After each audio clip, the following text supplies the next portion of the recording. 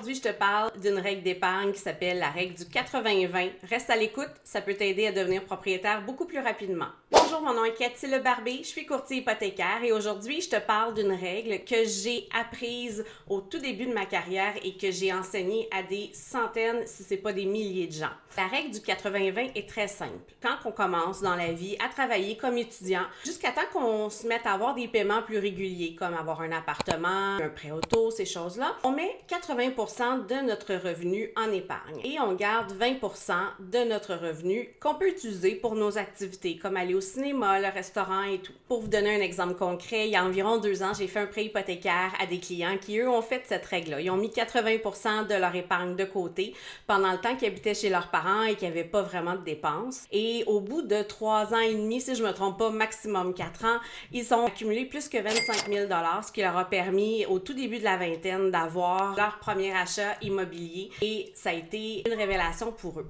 Par contre, on va changer la règle du 80-20 quand on va devenir propriétaire. Parce que là, on s'entend qu'on ne peut pas mettre 80% de notre revenu de côté si on a une hypothèque à payer ou un prêt auto ou des dépenses un petit peu plus élevées. À ce moment-là, moi, ce que je recommande, c'est de faire l'inverse. On prend le 20% de notre revenu et on le met en épargne et on garde 80% pour faire nos dépenses quotidiennes. Si tu as apprécié mon conseil, je t'invite à t'abonner à ma chaîne pour avoir encore plus de conseils comme celui-là. Bonne journée!